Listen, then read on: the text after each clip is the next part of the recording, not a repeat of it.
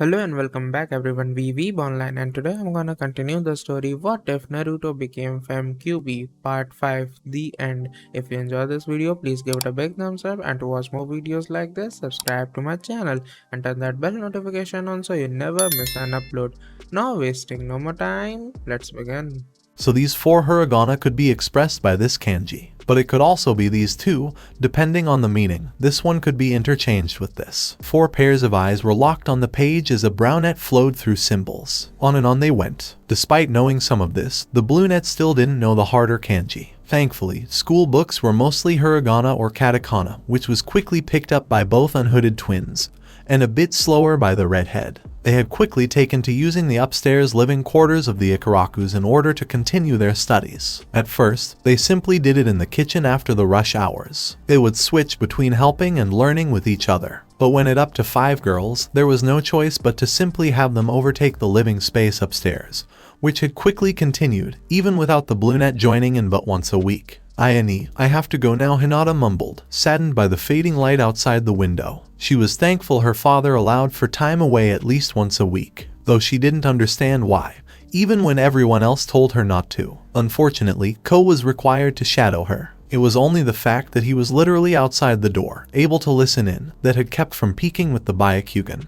She knew her friends would be discovered otherwise, though that was not a certainty. She was just grateful the twins didn't care if he did. Something had changed recently, but couldn't point it out. It was as if they weren't trying to hide anymore. No, they were, just not from the people who shadow her or Narumi. It was weird that Narumi had someone following her too, an ANBU even, but didn't point it out for fear of reaction. Ayan smiled, okay. Just come back soon, Hinata-sama. Not liking the reference to her standing, she pouted, but knew not to say otherwise. Hinata stood, hugged her friends goodbye, and proceeded out the door. You three should probably go as well. Ayan pointed out. Do we have to? The twins chorused as Narumi nodded along. Hehe, I'm sorry, but you do. 2-chan will be finishing up soon. Narumi looked down, but quickly recovered. She hugged the older academy student, which was quickly followed up by her sisters. We'll be back tomorrow, Kay. I am agreed as she scratched each twin behind the ears as she melted into their furry embrace. Narumi pouted in jealousy, then laughed at Iam's expression, knowing just how the older girl felt. Okay, you two, that's enough, Narumi said sternly, imitating her Jiji. The reaction was immediate and quite unexpected, as both quickly pulled away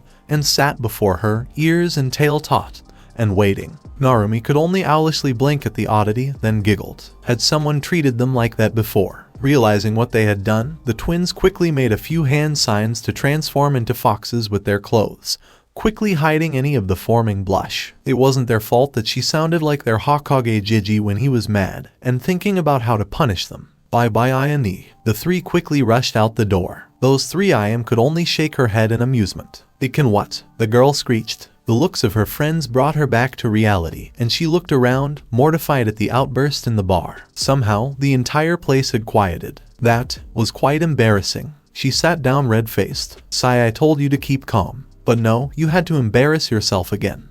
Shut up. The embarrassed woman's blush crept even further. But what you told me was more than simply surprising. Okay, she replied while trying to calm down. Slowly the bar picked up once more. There were similar mutterings here and there, but neither were paying attention to them. You heard me right. The brat was supposedly caught transforming into a fox. More, he was caught looking like he was part fox, despite looking like a human. Ears, tail, eyes, everything. The whiskers just proved who it was he trailed off. You and I both know that's not true. Any nin can henge into something like that.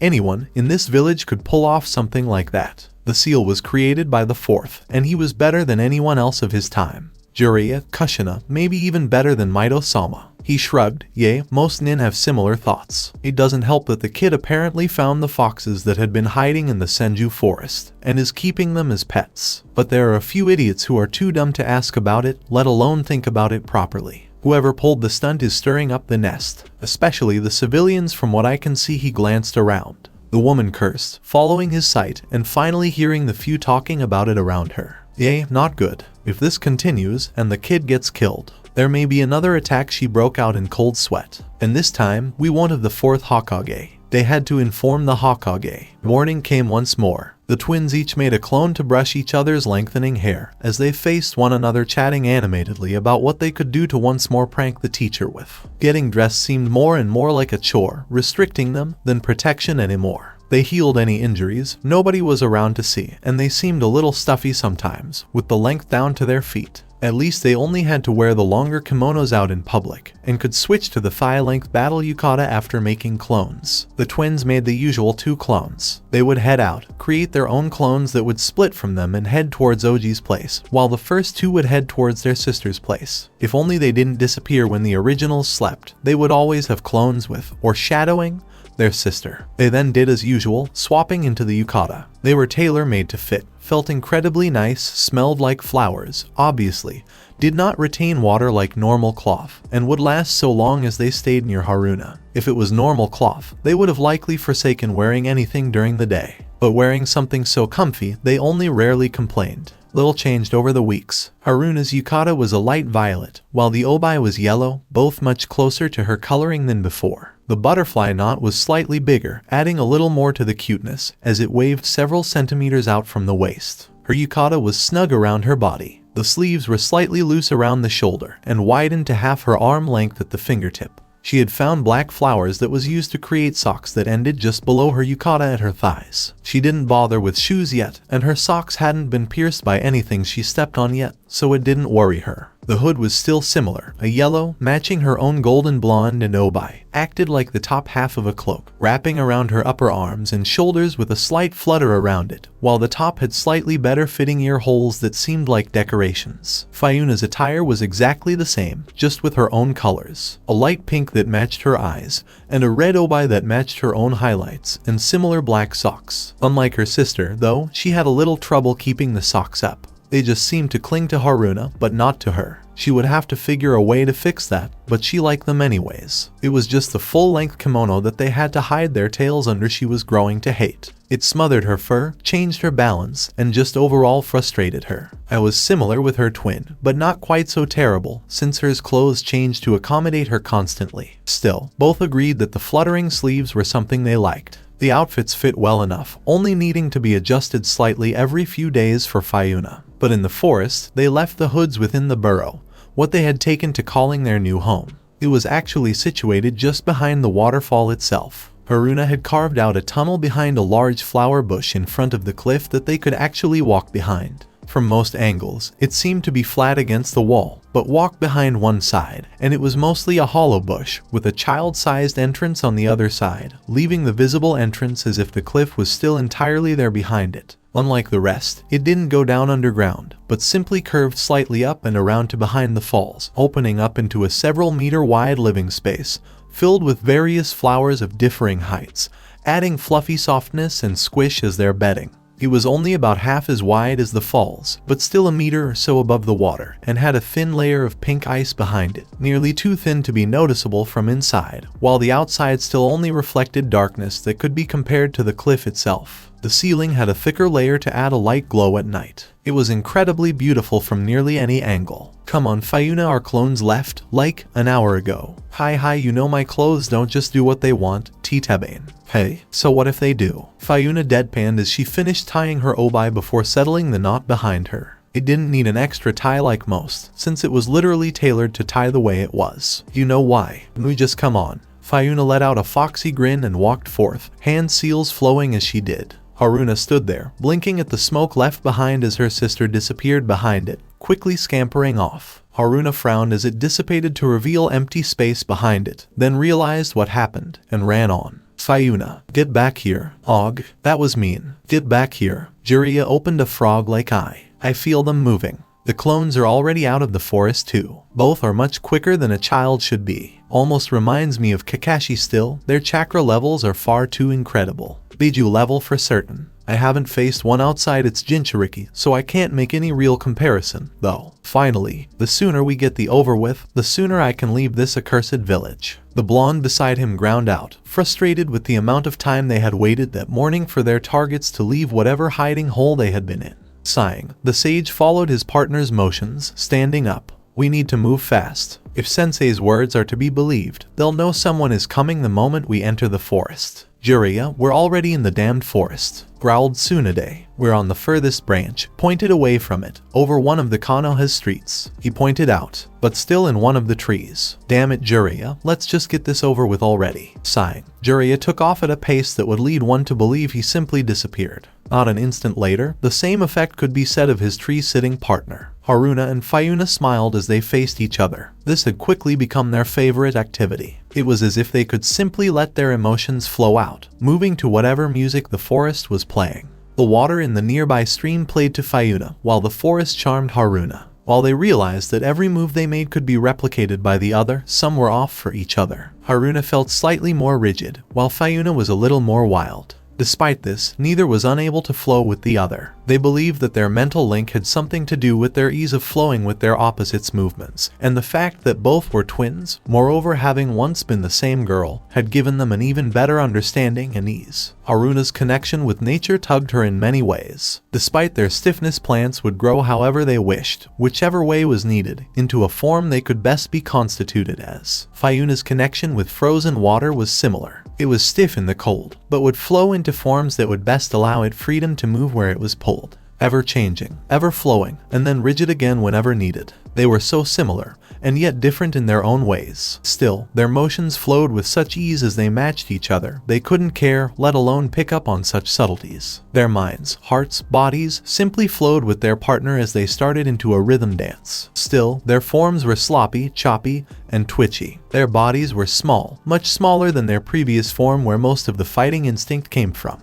Even with their constant competitions within the forest allowing understanding on how their new sizes moved, most of their advanced motions had not been forgotten. Only the natural base had been fixed. All this, however, stopped in an instant, causing both to comically fall into each other, landing upon the lively flowers that had been dancing along with the ignorant twins. In their shock, neither cared to move enough to do more than be capable of looking the other in the eyes. What is that? But so fast. How? But there. Headed H. Before anything more could escape, both twins realized they were floating in the air, unceremoniously lifted by the back of the yukata collar, and no longer facing each other, but a pretty blonde with twin ponytails tied at the base of her neck, a strange diamond upon her forehead, and a big, large, ginormous bust. Huh? They echoed with open mouths. Interesting, the woman said, forefinger and thumb holding her chin, moving closer to Fayuna. I wonder how they obtained their features. Their biology would make for some interesting tests. KYIMPHH.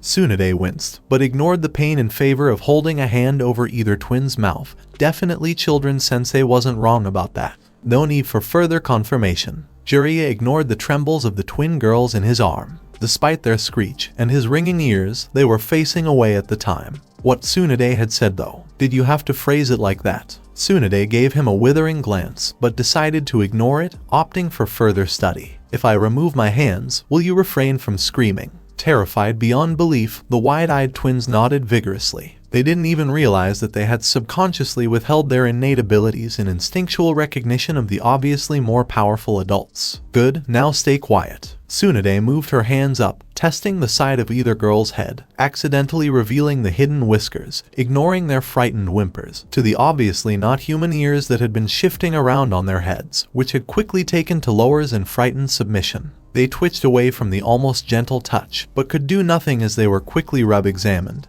They were definitely not being rubbed. They do not possess human ears, having obviously been reformed into a vulpine shape upon their heads. She then looked at the puffed length of fur that had just shifted between the legs of the blonde, which was mimicked by the redhead a moment later. Her hands took to the appendage, which had tried to escape unsuccessfully, and floated her fingers through nearly every inch, all the way up to the base underneath the skirt of Fayuna's kimono, ignoring the whines and whimpers. Why you? Get away from her. I'll get you. Damn it, let me go, leave my sister alone. Tsunade shot a hand to cover the redhead's mouth once more as she shifted to her, examining her tail as well. Feeling the blonde trembling even harder, and the redhead struggling shifting to a similar state, Jiraiya sighed. Their unexpected capture added with the unexpected examination of what could be perceived as sensitive places had obviously put them into a state that could end up destroying their psyche if taken too far. Tsunade, do we have to do this now? You're traumatizing them. He didn't state the fact that they looked far too similar to his godchild, and that it didn't sit well with him to harm them without knowing all the facts yet, especially since the woman had confirmed the reality that they really were mere children.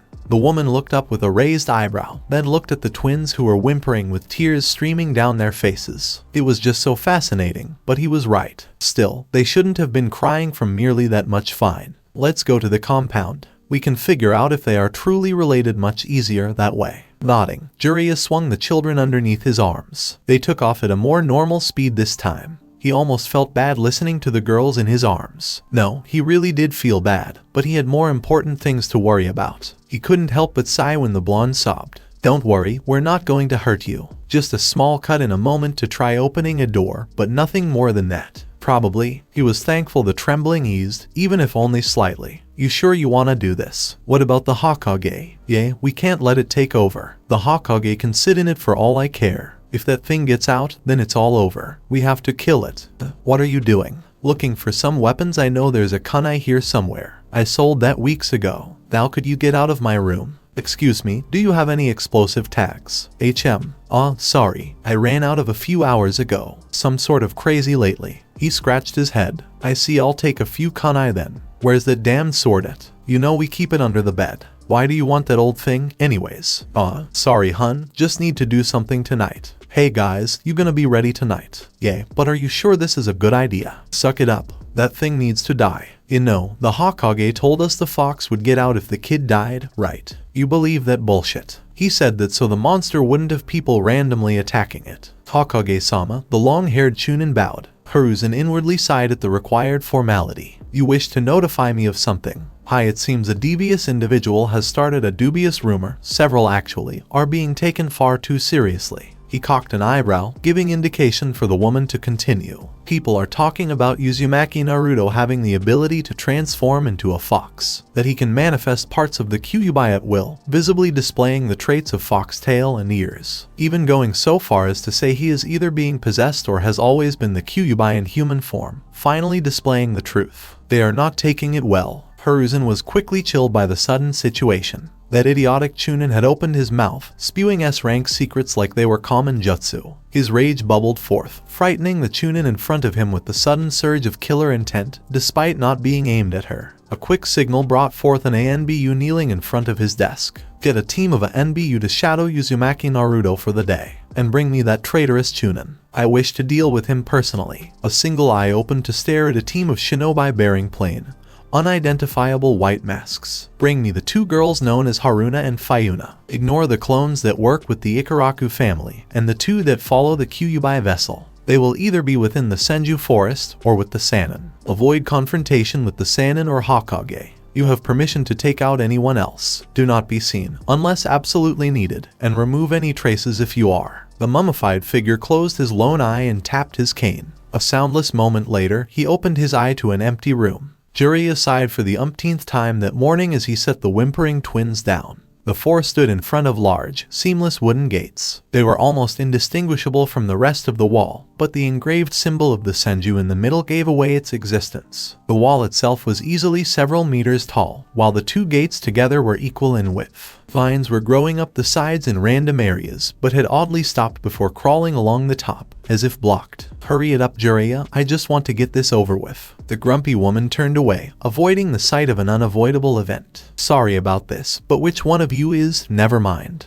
It should work for either. He took the blonde's hand, linking her to Tsunade, and the possibility of Mokyuten, quickly slicing across the open palm with a kunai, and pressing it against the Senju clan crest. Neither girl realized what happened until it was already done. Fayuna yelped as the pain finally registered when her wound met wood. However, before anyone could react, the crest glowed a soft green before shifting slightly. Tsunade turned to it with wide eyes. How she stared for a long moment before they moved to the gaping twins. A small moment of doubt passed when she caught sight of a blob of blood dropping from the blonde's hand. Freezing, Tsunade was unable to take her eyes off of it. Incredibly, before it even reached the ground, it completely evaporated into a pink mist, chakra, and dissipated into nothingness. Once more, her disbelief could not be imagined. With the blood gone, it was amazement that held her captive. Another, smaller glob dripped, but this time the slug princess wasn't afraid. She was simply too stunned to react. It happened once more, turning into an evaporating pink mist. The medic pulled the wounded hand to her, almost able to ignore the chill that came with the sight of blood. But the missing wound kept her rapt attention. How? Aim, Heim, we can worry about that later. We should report to Sensei. Tsunade blinked, realized what was expected,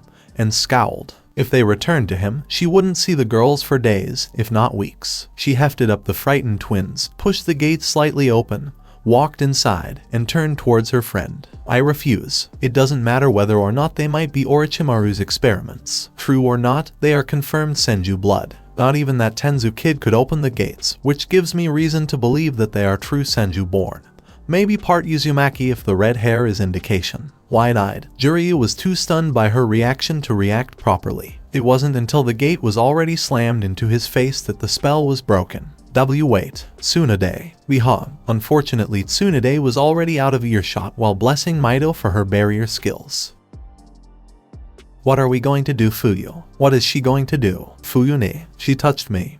She touched me down there. It was the tail only, right? Why yeah, but then it wasn't. It'll be alright. It was only the tail. I know it's uncomfortable getting our tails touched by someone we don't know, especially at the base, and its closeness to there, but we just have to get away. Get away. Yay, just focus on getting away. Okay. Haruna could hardly focus on the sights around her. She could see and feel all the plants in what could easily be called a flower garden, but simply didn't care. Her sister was more important. She looked up at the stone-faced woman carrying them like bags of rice. Why? There was no reply, no reaction. Either the woman was ignoring her or didn't hear her. Most likely the former. Haruna huffed, frustrated. She could see her ice sister looking around intently, probably looking for a way out already. Hearing the slide of doors, the redhead realized they were already at the doorstep of a large building. They were carried through sliding doors into a large dusty room, with several square cloths laid out in the middle. HMPH, it really has been a while. Haruna furrowed her brow as she was set down upon one of the thick blankets, her sister next to her on another. They seemed to be used for exactly this, if she remembered correctly. It wasn't as if she hadn't seen one before, but never had she used one. Haruni, we'll have to dig out or go over the wall.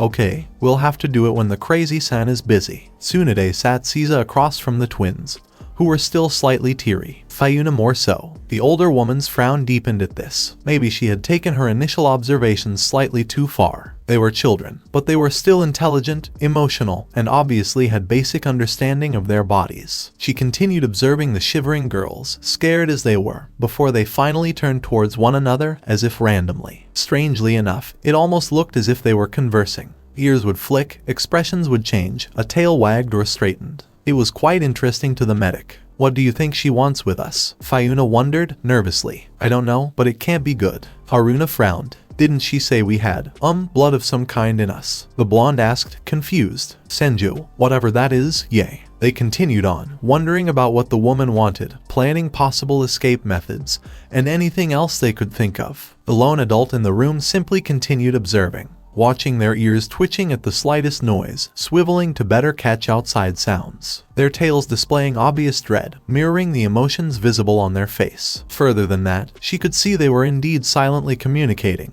most probably telepathically. It was incredible, to say the least. Girls no older than 6 or 7 were having a silent conversation most veteran nin couldn't even attempt. This went on for some time before Tsunade finally felt the twins had settled, at least enough to not freeze in fright from her presence. Now tell me, why do you have Senju blood? Both children let out a small eep, turning with a start towards the stern.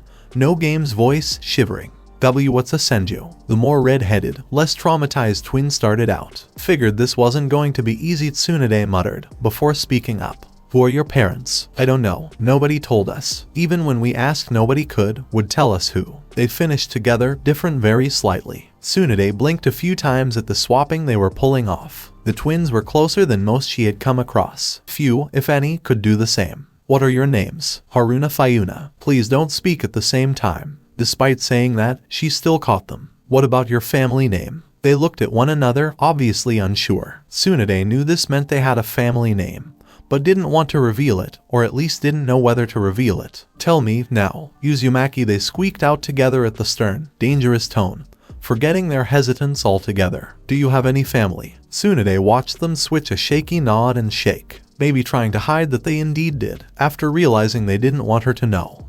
They shifted uncomfortably and looked at each other again, scared at being outed. Tsunade growled out, obviously not caring for games. And Narumi, she's kind of our sister. We don't know in what way, but she is. Definitely. Tsunade was getting even more frustrated. The twins were confirming and denying almost everything they said at the same time. They were obviously confused about it, and Tsunade finally realized they hardly knew anything about themselves. Her gaze softened at this revelation. You two, where did you grow up? We've always lived in Konoha, and inside the forest. Inside, they've always lived here. Who took care of you?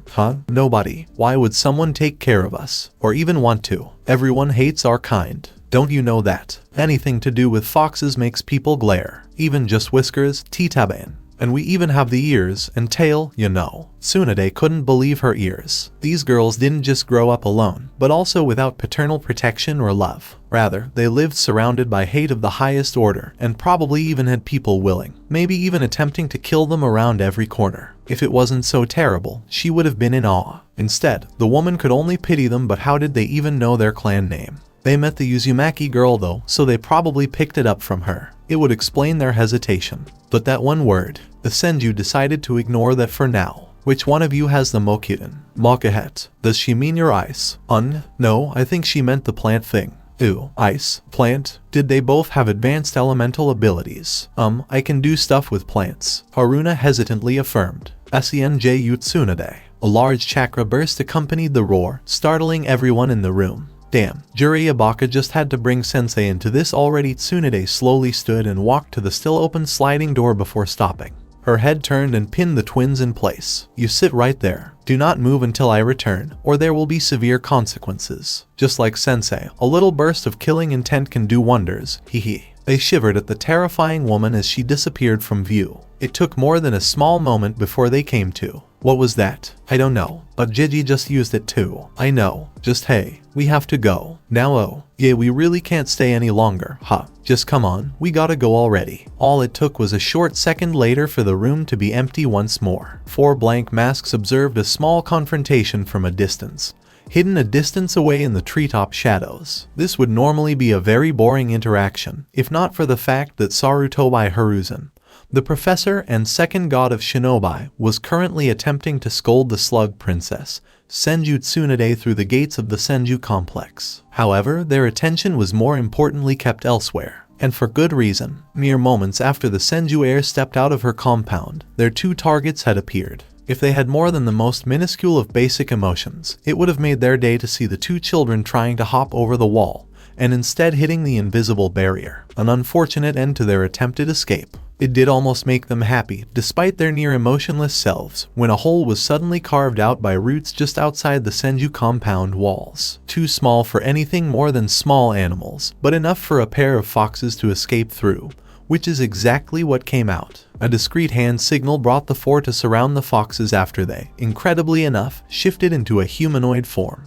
They knew that the barrier should have extended underground as well, yet their targets had somehow tunneled through it, openly presenting themselves. You are to accompany us, your presence has been requested. The voice caused both twins to jump as they finished their transformation. Having been surrounded by the smoke of their jutsu as it dissipated, neither was prepared for the situation. However, these people were obviously nothing like the 2 from earlier. Who has? The startled twins turned to the speaker, confused and on edge. It is unnecessary to inform you the obvious leader of the white masks provided. About Gigi, Haruna questioned her sibling. Doesn't sound like it. Besides, these people feel weird. Yay, really cold. Gigi's masked people have animal faces too. Run, we refuse. Hearing this, the blank masked shinobi tried shifting their stances in preparation to apprehend them, but found themselves rooted to the ground. Literally, looking down, they saw their legs wrapped up to their knees in grass, covering every last speck of black with tall greenery. It was unfortunate that they were spread just far enough apart that the girls had little trouble slipping between them. They each pulled out a weapon, already moving to cut through the thick layer of plant life holding them in place. However, despite their effort, a layer of ice hidden underneath and between the layers of dense grass and vines slowed any further effort. Later the fox twins quickly took off. We really can't stay, Haruna said, saddened. I don't think so either. Those people weren't with Gigi. Yeah, and those other 2 were so fast. Hokage's place. We have to get Narumi too. Sighing, the twins took off towards their goal. It was something they had decided as soon as they met their sister, a way to escape if they were found out, just as they had before. They knew where to go. They knew what to do. They knew they had to do it. Despite what their hearts were telling them, the twins knew otherwise. They had to. Narumi felt weird. Walking down a populated street always left her slightly depressed with the way most people looked at her, talked about her as if she couldn't hear them, avoided her like she carried a plague.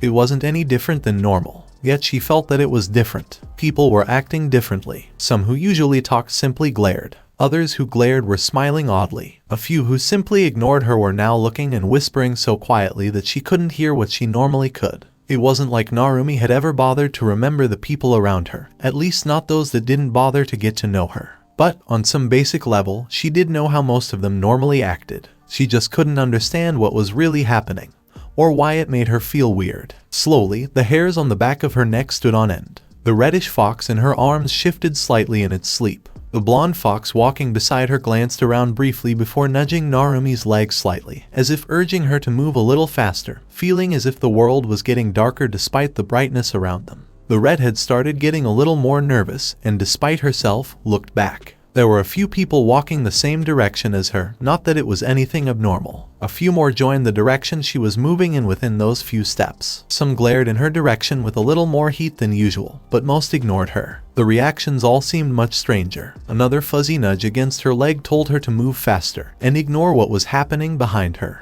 Not truly understanding what she felt, Narumi still became more and more nervous. The sound of walking behind her was growing louder, despite her attempt to break away from it. The unsettled child just couldn't help shivering as more weight slowly edged itself upon her. With a building, unnerving curiosity, she wondered what was happening. A shadow escaped through a window from the Hokage's residence. It wasn't a strange sight normally, but that was only when the Hokage himself was within his home. Now it was simply a small ANBU squad that guarded the area. They never noticed the shadow. I got it. The shadow appeared next to her red-tailed sister within a small cluster of trees. Still can't believe how easy it is to get the scroll. Hehe, no matter how much of a bastard he is, what's his face did tell us how to get in without getting caught. Probably could have done it without his directions, so long as Gigi isn't home, but still. Now let's get Narumi.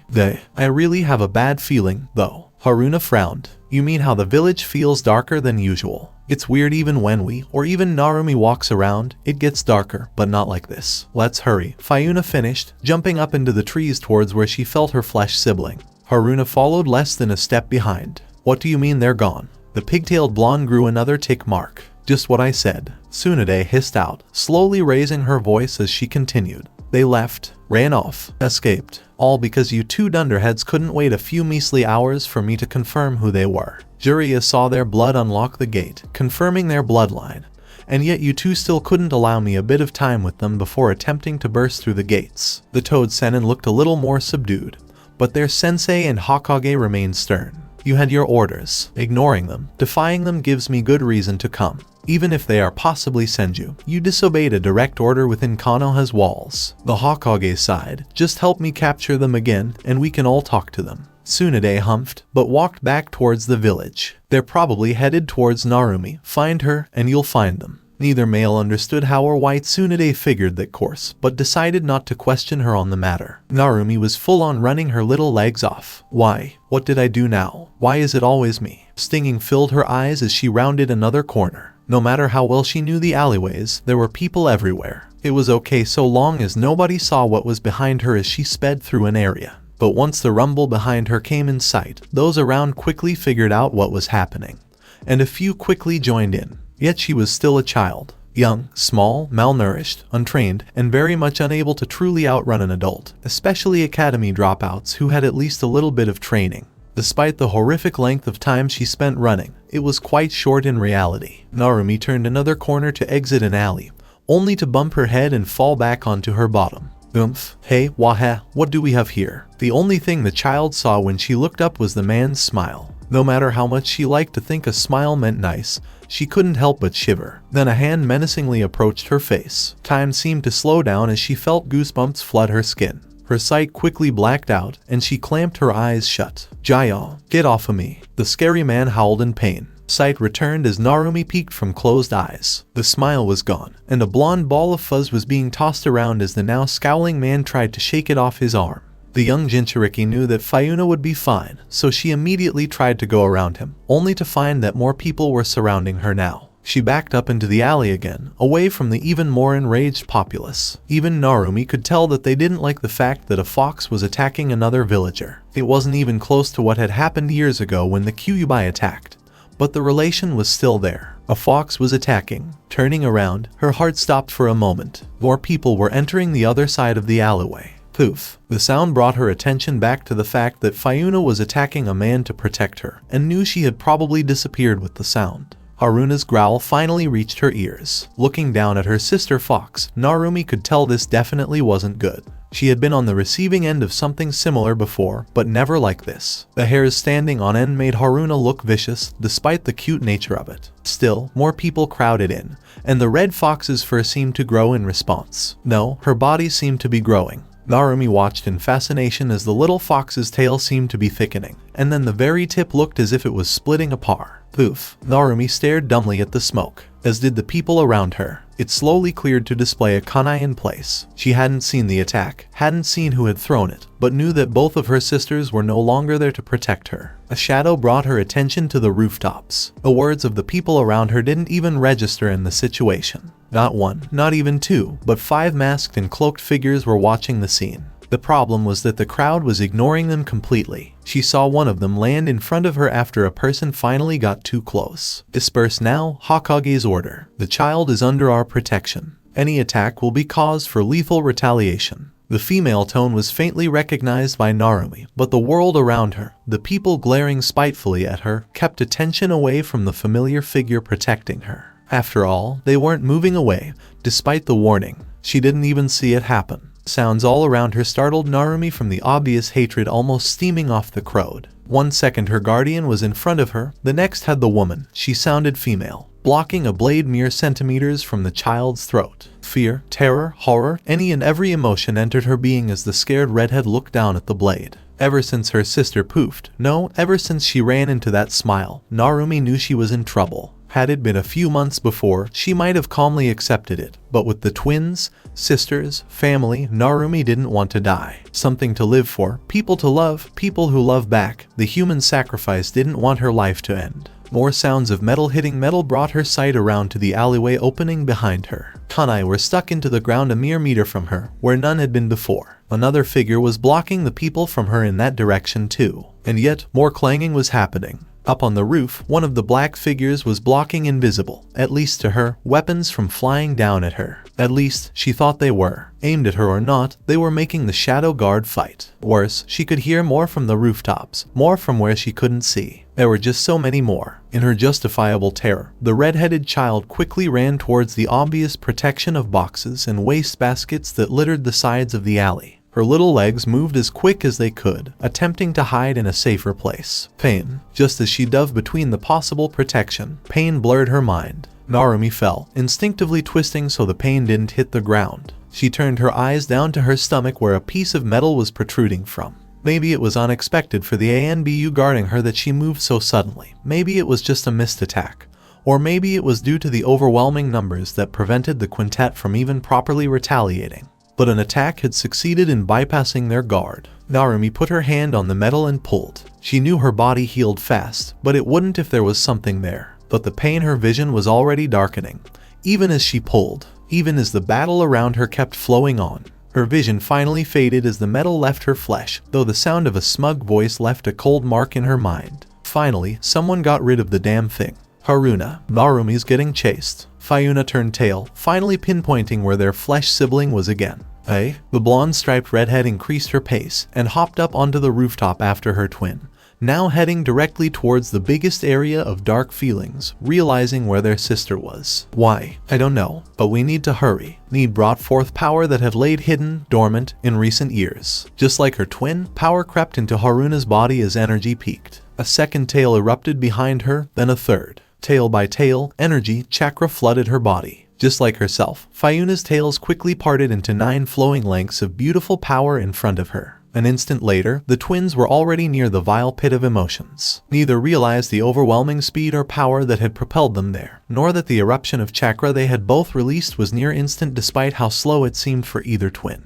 They didn't care, even though their chakra had drowned the entirety of the village, almost visibly pinging any and every shinobi and kunoichi within the walls of Konoha. Haruna and Fayuna had no care to the consequences, because they were staring down at a bloodied Narumi centered among the nauseating crowd. Narumi opened her eyes to a strange scene. A swamp. Isn't that what they call it? Looking left and right, the child could only wonder how she got there. She was standing upon one of the few patches of moss visible above the murky waters around her. Trees were littered around the area, poking up from both water and ground. Clouds obscured most of the light, enough to hide even the sun's location. But how did I get here? Looking around, Narumi furrowed her brows before her eyes shot wide, tearing up in phantom pain. What happened to the people? Back and forth. Her hair waved as Narumi attempted to find the apparently non-existent danger. Her sigh of relief was short-lived as a distant splash reached her ears. It wasn't loud, but it was big, she could tell. Hello? No response greeted her. Frowning, the redhead decidedly trudged onwards, deciding to find who else was in the strange place. Jiraiya's eyes bugged out at the vast power being emitted. Cold sweat ran across his skin. Unfortunately, no matter how much he wanted to see his godchild, even if he wasn't really willing to get into contact with her this early, he had to pass it up for the moment for this new threat. Jiraiya, Tsunade Hiruzen intoned gravely. I know, sensei. We were already prepared when we entered that forest, but this and it felt like two. It's the twins. Tsunade ground out. She didn't like the situation, but if they were out of control she would have to help stop them. Don't harm them if you can help it. They're innocent children. Whatever happened, they feel like Bijuheim. We may have to harm them. The ANBU watching the village Jinchuriki knew they were in trouble. Despite being given a brief of the village's current outlook, they hadn't expected so many so fast. It would be a misnomer to say that the civilians were a threat here, despite the fact that many were attacking. The attacks were slow, sloppy, and off-target. However, there were a fair few academy dropouts hidden within the crowd. While technically civilian, the village knew that they were usually genin level. Most still deviated to training their bodies whenever bored, and it showed. They didn't have what was required to be shinobi and kunoichi, but that doesn't mean they don't have at least some level of skill. Those were few and far between, and more like genin civilians than true civilians. This fact was enhanced by the genin that were around showing similar levels of skill. Despite this, they were still on a level that could be treated as simple civilian annoyance. Rather, it was the ignorant chunin and simple-minded jounin that were dispersed throughout the crowd that were trouble. It was unexpected that the village's own forces would help in such an endeavor, but not an unforeseen possibility. Even with the 5 of them, ANBU level that they were, having more than a dozen for each of them was a little much in such a space. Even if the smaller area was more benefit to them, the few upon the rooftops prevented much of their endeavors to retreat or advance. Worse still, an attack had already landed upon the child. It was too early to say anything definitive, but the child was likely alive. She had pulled out the weapon, and had a rate of healing that few truly knew about. Her hopes dropped when another kunai passed by Nico and sliced open another wound on the young redhead's torso. It wasn't nearly as debilitating as the previous impalement, but still a dangerous cut nonetheless. And yet her bad day worsened. An enormous surge of chakra a distance away broke everyone from the moment. Before the ANBU could even register the incredible chakra as an unknown, it was beside her, staring at the scene from above. She couldn't help but blink in disbelief at 2 children crouching on the ledge a few mere meters above her releasing such intense chakra levels. The fact that they each had 9 long, fuzzy tails and animal-like ears, fox tails and fox ears, adorning their figures registered a little too late. By the time the ANBU registered that they were identical in everything but color and somehow linked to the Kyubi, they had already disappeared. She still felt their chakra though, pinpointing it beside her, next to the bleeding child that she was assigned to protect. Everyone grew quiet. Anything and everything that could make noise had suddenly frozen in place. It wasn't until she heard them speak that the purple-haired woman knew she was in trouble. Even though she had felt their incredible chakra levels, they weren't particularly frightening, because she had seen them before. And Narumai, the twin fox children, just watched the red liquid seeping from the bleeding child, who had far more than a slight resemblance to the 2 newcomers. Rather, their presence was warm and comforting, despite the impossible vastness. But now, her breath was held in terror at the shift, at the glance towards her, before they turned away. I'll kill you. Hello. Narumi felt like she had been wading through the waters for hours. I know someone is there. Please, I don't know where I am. She sighed, but trudged on, despite the lack of response. SPLASHWU. Her head whipped to the side, shoulder-length hair fluttering in her eyes for a tiny instant. The sound happened for the umpteenth time, But only now was there something different. A large outcropping of withering trees in the distance, dark and foreboding, drew her attention. It was a distance away, easily missed, but quite different from most other areas now that it was closer. With renewed vigor, she sped towards the denser area. Step by step, meter by meter, the foreboding feeling grew, but it wasn't anything near as terrifying as the people that had attacked earlier. She could still feel the pain, but it was ignorable here. It did slow her down every now and then as a small spike of it crashed into her, but Narumi didn't give in. She just didn't know what else to do, though, besides find the splashing. Finally reaching the grove only enhanced the unease brought forth by the area. It was something different from usual, but not any worse so far. It was actually almost familiar. Still, the darkness was disconcerting. Narumi blinked and displayed a large smile, knowing her studies were really advancing if she could put bigger words to her feelings. Another splash brought her attention back to the darkness of the outcropping. Despite the obvious deterioration among the grove, there was plenty enough density to easily cover the area as darkness, with just enough light shining through to illuminate a few paths. Still, they all seemed to congregate together, so follow the path she did. Deeper she went, darker it got. Strangely, there were streams of red mixed among the blue streams that somehow flitted throughout the swamp. Only now did she realize that most of the red was focused here, unlike the blue. She walked between another cluster of dense trees, but stopped when she heard not only a splash, but what sounded like a lot of air being pushed aside by something. Looking up brought into view that something, large, orangish red, and heading straight for her. Yuck! Startled at the suddenness, Narumi fell backwards between the trees, just far enough back to be missed by the ginormous paw and claw. She scrambled backwards in the water a bit as it suddenly lifted away. Hyukikuku, what have we here? My jailer has finally shown herself. Hey.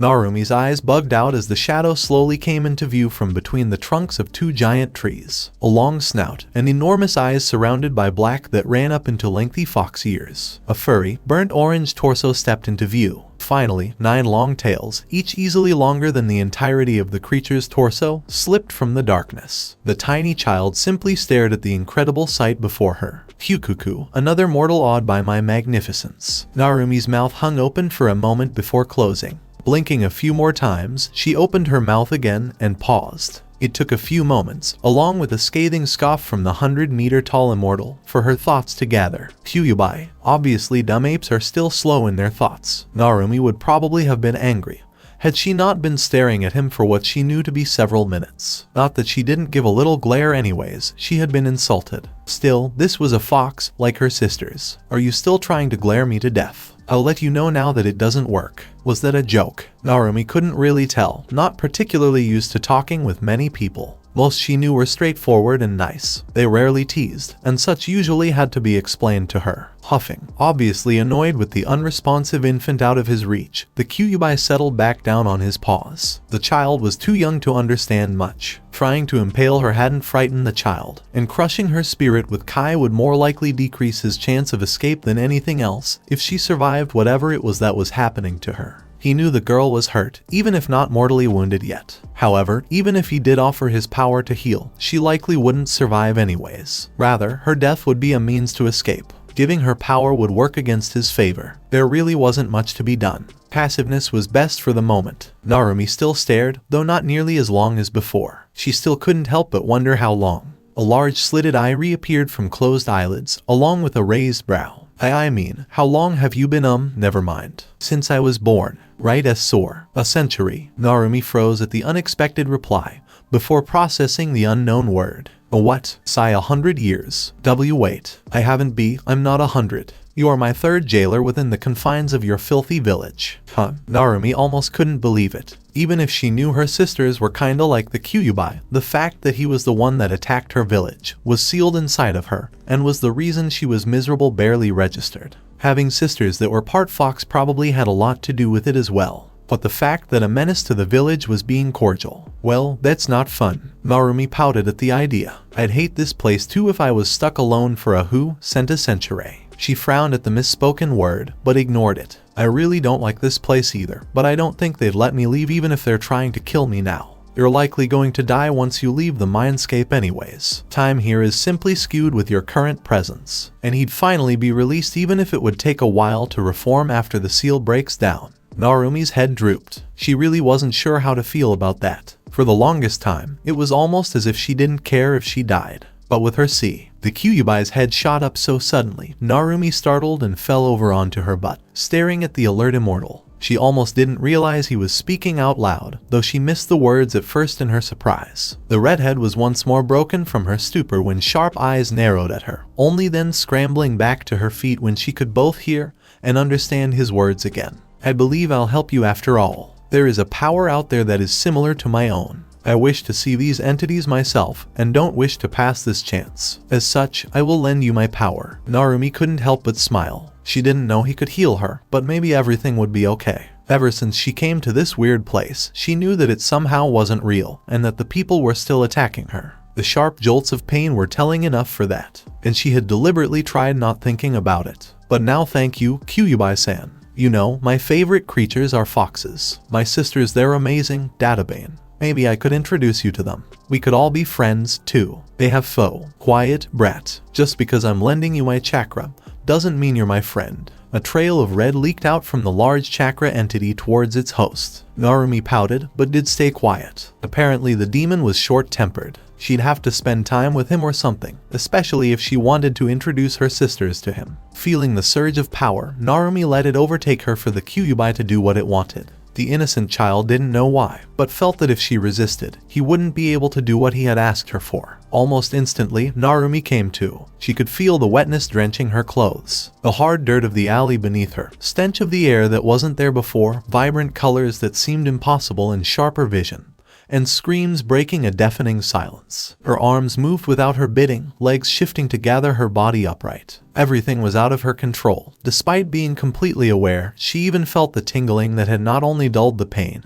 but completely removed it. Her head moved towards the screams currently coming from the crowd that had mercilessly followed her. Long, thin roots grew out sharply from the hardened ground, impaling many through their limbs, even as they chaotically scrambled away. Many unsuccessful attempts at escape led more into wounding themselves and others. The two who were uninjured within the alley wore black cloaks, but they weren't awake either. Somehow or other, they had been knocked unconscious. A few large, blunted plant growths near their prone bodies could possibly be the answer as to how. Looking up to the other screams, Narumi could see thin crystalline spears of pinkish ice flooding through the many higher observers from beneath. It was understandably surreal to the child, and her odd distraction so great that even if she wanted to, it would probably be impossible for her to retake control from the ageless entity currently commanding her body. Still, she knew that his time was limited, and could instinctively feel that if she didn't want him in control, he wouldn't be. Of course, it wouldn't be too easy, but not too hard either. Maybe if he used more power it would become harder though. Narumi's eyes eventually found the source of the two elements that were attacking the people, either attempting to flee or futilely retaliate. Even with many attacks successfully harming the two sources of incredible power, any damage quickly sealed up into flawless skin.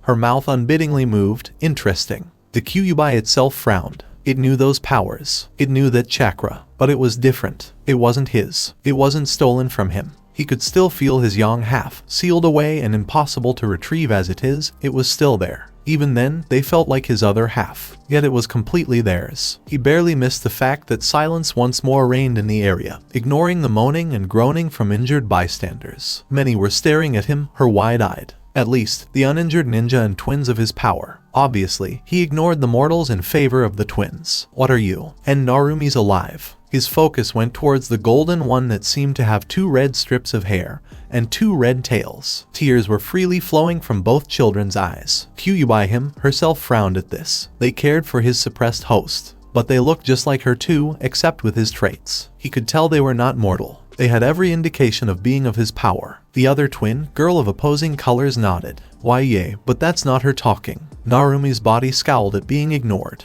Even if they had his power, neither were at his level, even halved as he was. Together they may, which was odd by itself, but everything about them was strange. At least they were not mere mortals, even if they were obviously still children. I do not like repeating myself. Haruna. My name is Haruna. Not any one of the three cared for the escaping shinobi, kunoichi, or civilians. The Kyuubi himself ignored their presence entirely, though the unbound fear coursing throughout the crowd as they ran from his easily recognizable chakra was more amusing. Fayuna. We're, kind of. Kyuubi. Narumi scoffed at their nervousness. Of course he couldn't fault them for it in his presence, being less than he, but it was annoying. Get on with it. My time is limited. We're not sure what we are, Haruna nearly shouted out. The red-slitted eyes of Narumi eyed them for a moment, ignoring the nod of the one called Fayuna. They couldn't be completely clueless. Tell me what you do know. Haruna withered under the glare from her obviously living sibling. Fayuna took over a brief explanation, not nearly as distraught and too happy to care why she needed to,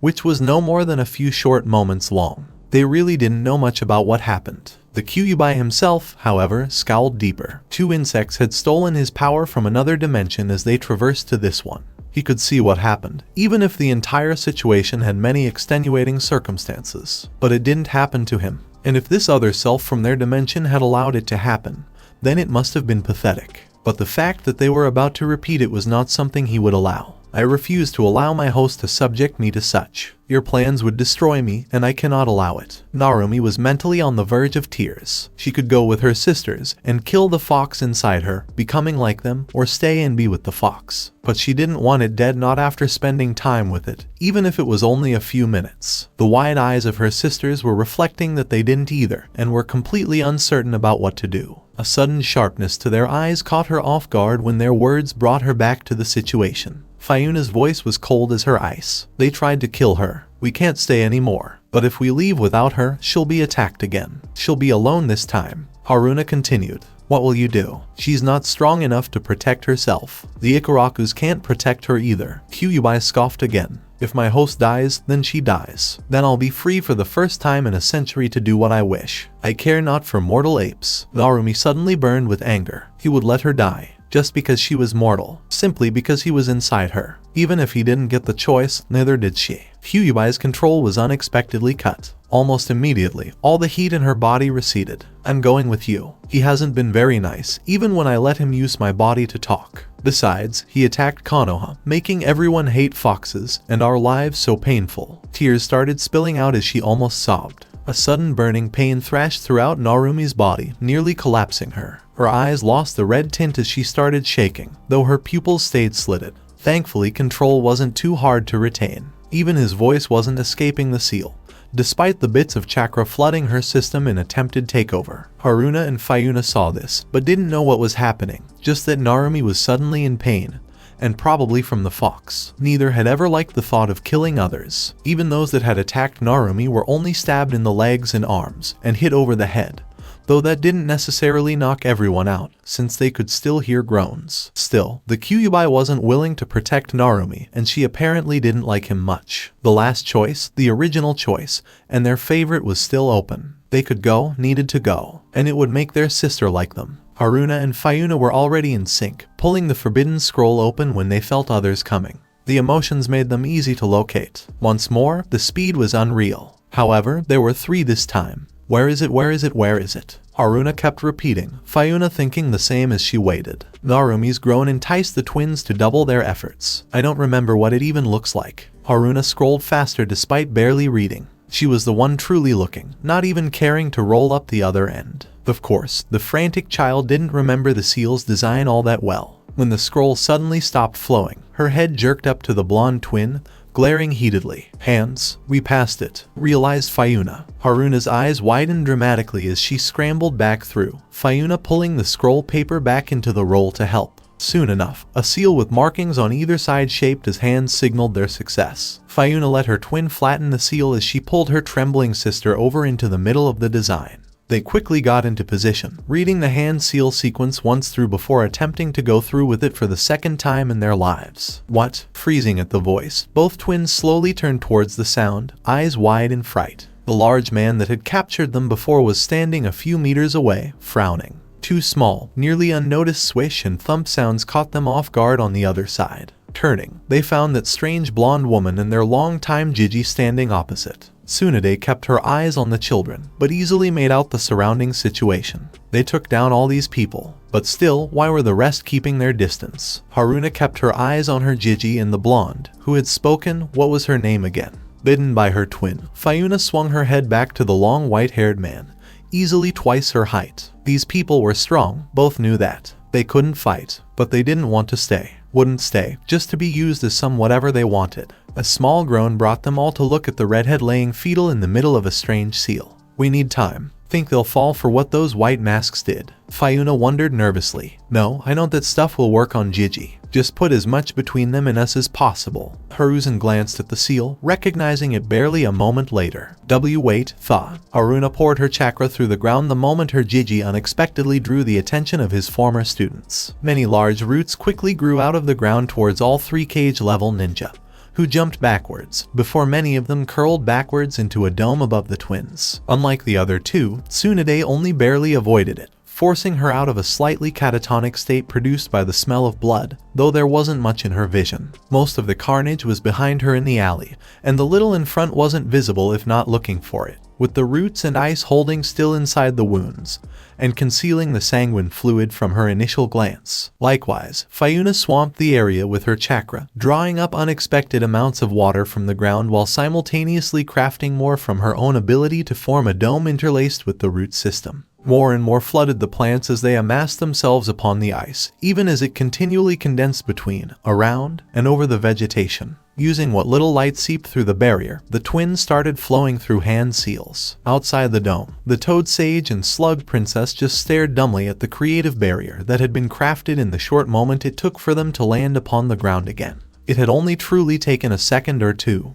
but it looked incredible. Hiruzen, however, was not so shocked by, let alone happy about the display. Jiraiya, Tsunade, bring that barrier down. Fast, but don't harm the children inside. He could do it himself, but his techniques would more than likely damage the scroll, and that was too valuable. More importantly, though, he couldn't let those girls use the seal he had seen. It would explain who they were, along with almost everything else he knew about them. All you, Tsunade Haim Jiraiya stated, admiring the barrier. The Slug Princess huffed, but jumped forward, using her incredible chakra control, and the ability she had long ago developed to give her the strength of 100 in a single punch. She brought her fist down upon the cold crystal. Cracks immediately flowed out from the strike, spreading throughout the entirety of the dome. However, despite their expectations, the barrier stood. Tsunade frowned, easily ignoring the startled and serious faces of the two males, already knowing why it withstood her punch. However, just as she brought her fist back down for a second strike, a strange mixture of light and dark from within the barrier caught her attention. It didn't stop her from finishing her punch, but it did startle her. It took a third punch to completely shatter the ice on her side, but over half the barrier still stood proud. The root system kept much of the crystalline structure together, using its slightly pliable nature to maintain a hold, and they weren't something she could simply punch her way through. There were many, and despite being interconnected, woven together, they were all completely separate. It was a simple, yet uniquely powerful creation. She was sure Jiraiya or her sensei could remove them quickly enough. However, it obviously held her at bay long enough, for inside the damaged barrier of plant and ice harmlessly laid empty clothing and a scroll that was now missing whatever seal had been used. It had only delayed her for a few seconds, 10 at the most due to the shock of withstanding her first blow, but it was apparently enough. Even a child could flow through more than one hand seal a second if they were practiced enough. Most genin could easily do 3 to 5, sometimes more. No matter how many were required for whatever seal they used, they would have had more than enough time. We lost her. Them. Hiruzen sounded old, sad, tired, aged, beaten. Tsunade turned back to her sensei questioningly. Jiraiya was surprisingly serious and on edge at the statement. What do you mean, lost them? That seal was an unfinished product of the second Hokage. That didn't necessarily startle the Slug Princess, since her granduncle had many such seal within the scroll. It was designed to send people back in time, but the physical aspect was unfinished. Only chakra survived the process. The body would be erased, and without a body, the chakra would be unable to maintain itself, thus killing any who would attempt. However, if those two, who looked like replicas of Narumi, were any indication, a Jinchuriki would survive, taking the place of the beast they held within. I won't guess specifics, but the Jinchuriki seal likely has a direct relation to maintaining dominance of the Biju chakra. However, there was one more problem with the seal. Jiraiya and Tsunade both were gritting their teeth at this knowledge and the implications, but waited for the rest patiently. A cage bunshin would theoretically make it, but it never did. The seal never worked properly, and Tabarama-sama never figured out why. Your grandfather joked that maybe he was sending his clones to different worlds instead. Of course, Tabarama-sama linked it to different dimensions, ignoring his brother's joke altogether for the slightly plausible theory. And if those two Kyubi girls were any indication, we have 2 times space dimension jumping Narumis, who stole ours away. Jiraiya finished, in disbelief. It fits and is far better than the alternative. At least she's alive. I'm leaving the woman abruptly ground out, specifically walking away from the sight of carnage behind her. She had seen many people up top hanging by frozen ice, but they weren't close enough and she sped past them, as she had with the others, without too much notice. In the alley, only one side truly had any amount of people, and the other was completely deserted, linking to an open street. Tsunade knew her weakness, and knew how to bypass it well enough in combat situations. So long as she knew, and refused to look too carefully, she could deal with it. At least from a distance. Even if there was a scent to it, it was still bearable enough. Jiraiya watched her walk away sadly, not bothering to stop her. He knew the people around him were in pain, but there were no dangerous injuries. He was at least thankful for that, as was his Hokage. Hiruzen just continued staring at the half-destroyed dome shield. Jiraiya, would you mind cleaning up this mess? It's been a long day. Slowly, but surely, the sage came to understand what they had truly just lost. Not just himself, not just his sensei, but even Tsunade, the village as a whole, and everyone around them. He had lost his last true link to his student. Hiruzen had lost a surrogate grandchild. Tsunade had lost a possibility. The village lost a powerful asset. 3 of them. They lost. They lost because they were hasty. They lost because they were impatient. They lost because they acted with mistrust. All towards children that had been there long enough to cause trouble, yet simply kept to themselves, because they were foolishly curious and too suspicious of such impossible, unknown entities. They lost a child to their dark world due to inaction. Action, greed, mistrust, desire, and so much more. Another beautiful and beloved light was lost from their lives. Sure, sensei, take the week off. Spend it with your kids or something. I'll take care of things. It was the least he could do. So this was the end of the series. If you wanna watch more series like this, subscribe to my channel. Till then, we weeb offline.